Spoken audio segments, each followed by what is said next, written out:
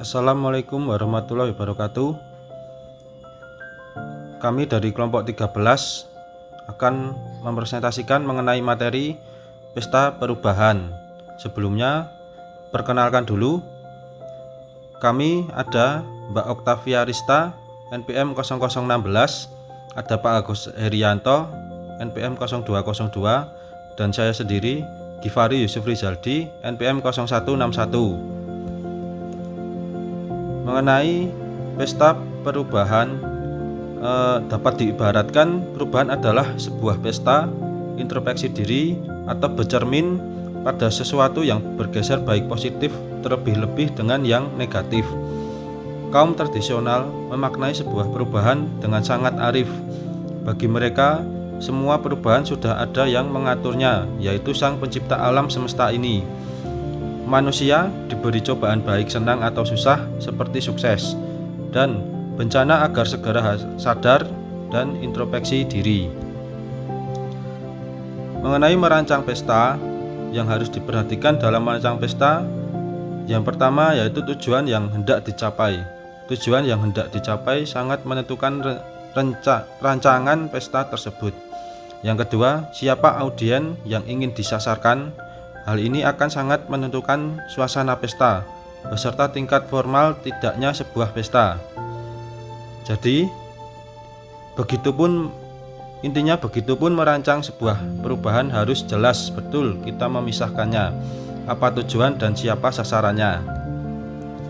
Mengenai topi pesta merupakan singkatan untuk menciptakan suasana pesta yang kita kehendaki, yaitu antara lain sebagai berikut.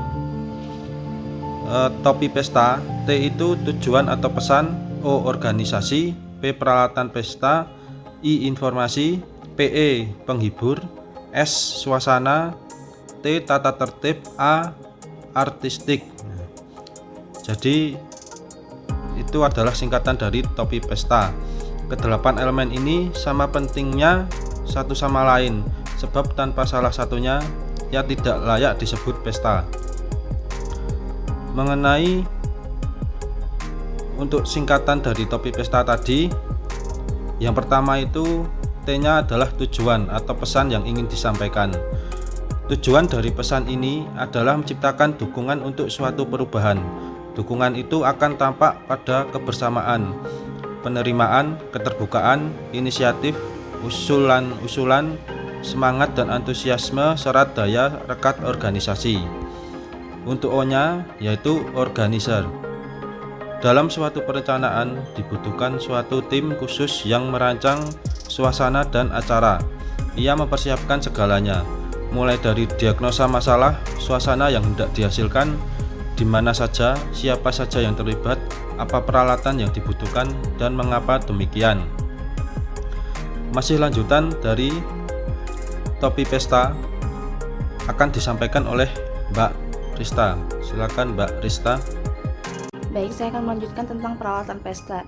Jadi dibutuhkan adanya peralatan-peralatan pendukung seperti layaknya sebuah pesta, seperti emblem, slogan, dan yang lebih pentingnya adalah orang. Jadi orang tersebut haruslah terdiri dari para pemegang otoritas, mulai dari CEO, CFO, wakil presiden, general manager, sampai para manajer dan supervisor. Mereka juga perlu membuat sayembara-sayembara yang dikompetisikan, yang ada kalanya bisa melibatkan keluarga karyawan. Untuk selanjutnya adalah informasi. Dari semua itu ada satu yang penting, yaitu penyebaran informasi. Informasi ini bersifat yang memberitahu, memberi semangat, menyortir, dan mendidik. Seorang pemimpin perubahan memimpin dengan informasi. Dengan adanya informasi, maka dapat dijadikan suatu acuan langkah-langkah mana yang harus dilakukan dan yang tidak dilakukan.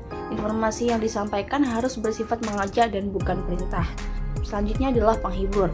Suatu pesta memerlukan suatu penghibur. Dalam suatu pesta, penghibur bertujuan agar para tamu yang datang bisa terhibur dan senang dengan pesta tersebut. Begitu pula dengan suatu perubahan. Penghibur ini bertujuan untuk memberikan kesan yang kuat terhadap perubahan yang akan terjadi. Selanjutnya adalah suasana. Suasana itu adalah hal yang menjamin agar semua orang merasa terundang dalam pesta tersebut. Jadi kita harus mampu menciptakan suasana yang menyenangkan. Atmosfer ini bersifat fisik, apa yang dirasakan, didengar, diucapkan, dilihat. tapi juga kultural, yaitu bahasa tubuh, slogan, cerita, dan sebagainya. Berikutnya adalah tata tertib. Untuk menjadikan perubahan sebuah pesta dibutuhkan tata tertib yang dimengerti dan disepakati oleh semua pihak. Jadi tata tertib ini untuk berdebat atau mencari informasi, memberikan komentar, dan seterusnya perlu diatur dengan jelas. Untuk selanjutnya adalah artistik. Sebuah pesta harus menarik dan artistik. Jadi misalkan membuat tema-tema yang menggugah dan artistik. Jadi misalkan biarkan dinding-dinding kantor ramai dengan berbagai pernak-pernik yang indah, biarkan karyawan membuat pentas-pentas seni yang secara ekspresif, atau biarkan evaluasi dan gunakan medium artistik ini untuk berkomunikasi dengan baik. Untuk membuat perubahan itu berhasil, tentu saja pemimpin perubahan tidak semata-mata mengedepankan pesta itu sendiri. Ada 7 hal pokok yang perlu diperhatikan sebagai core dalam pesta perubahan yang akan dibahas sebagai berikut. Coates and Posner pada tahun 2003 memperkenalkan 7 kunci utama untuk merangsang perubahan. Ketujuh kunci utama itu disebutkan sebagai The 7 Essentials of Encouraging, yang terdiri dari yang pertama adalah standar yang jelas. Jadi supaya berhasil dalam menggerakkan perasaan, sangat mutlak dibutuhkan kesamaan visi tentang standar yang harus dicapai. Jadi kita tidak bisa mengharapkan hasil yang optimal dari sebuah tim yang terdiri dari orang-orang yang mempunyai standar yang berbeda-beda. Kalau didiamkan saja, mereka mungkin cuma akan sekedar bekerja, melainkan juga menghambat dan saling berhadapan satu sama lain. Dengan mengumumkan standar yang jelas dan dimengerti semua orang, dan dengan mengaitkan prestasi dengan standar itu, para pemimpin menciptakan sebuah patokan untuk berprestasi.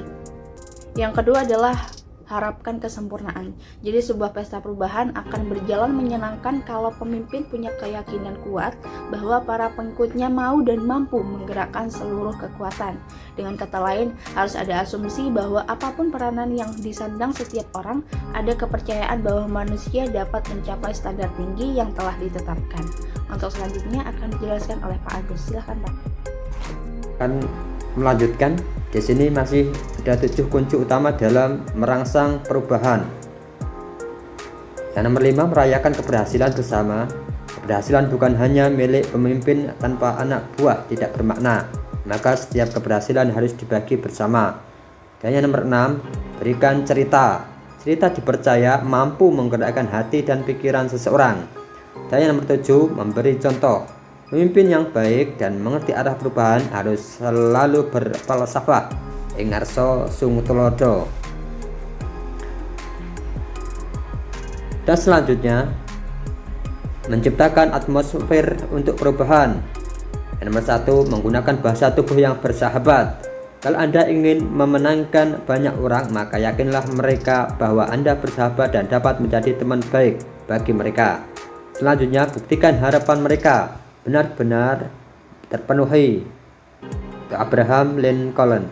Dan nomor 2, gunakan simbol-simbol perubahan. Dengan simbol manusia dapat berkomunikasi dan tahu maksud yang terkandung di dalamnya. Dan nomor 3, gunakan pihak ketiga yang mereka sukai atau hormati. Yang dimaksud adalah mereka yang kredibel, punya keahlian khusus, jujur, dikenal luas, sejuk dipandang, dan dapat dimintakan bantuannya guna mencairkan suasana. Dan yang nomor 4, memberikan pelatihan lintas sektoral. Kemampuan berubah sangat ditentukan oleh input yang mereka miliki, sehingga perlu dilatih. Dan yang nomor 5, kirim mereka.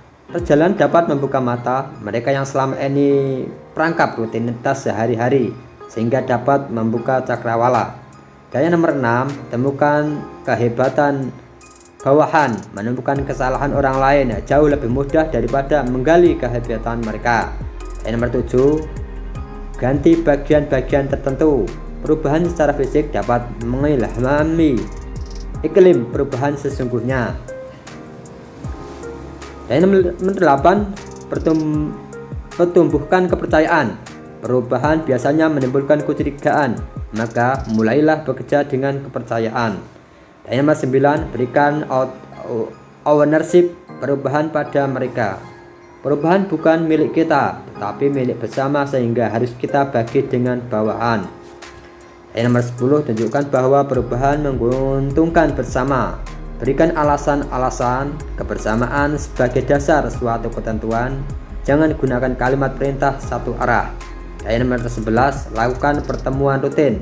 Pertemuan rutin akan memperlancar perubahan, berbagi informasi serta evaluasi. Dan selanjutnya di sini manusia enggan berubah. Dan nomor 1, tidak datang dari diri orang tersebut. Dan nomor 2, gangguan terhadap rutinitas. Dan yang nomor 3, menimbulkan ketakutan terhadap sesuatu yang baru. Dan nomor 4, tujuan yang kurang jelas. Dan nomor 5, pengorbanan yang diberikan terlalu besar. Dan yang nomor 6, sudah puas dengan kondisi sekarang. Dan nomor 7, pikiran negatif. Dan nomor 8, tidak punya respek pada pimpinannya. Dan nomor 9, kecemasan seseorang atasan. Dan yang nomor 10, perubahan berarti kehilangan. Dan yang nomor 11, berpikiran sempit. Jadi kesimpulan di sini adalah seseorang pemimpin harus dapat membuat agar perubahan benar-benar menjadi sebuah pesta ketimbang sesuatu yang menakutkan. Oleh karena itu, tentu saja pemimpin harus mengerti betul mengapa manusia pada dasarnya enggan berubah. Pemimpin perlu menetapkan sasaran dan standar yang jelas, mengharapkan standar yang sempurna dan inspiratif, memberikan perhatian, mempersonalisasi pengakuan secara customized, memberikan contoh-contoh dan cerita, serta merayakan keberhasilan bersama-sama. Lebih dari itu, semua diperlukan upaya-upaya untuk menciptakan suasana yang sejuk dan bersemangat untuk menciptakan perubahan. Dan terima kasih presentasi dari kelompok kami, dan kami akhiri. Wassalamualaikum warahmatullahi wabarakatuh.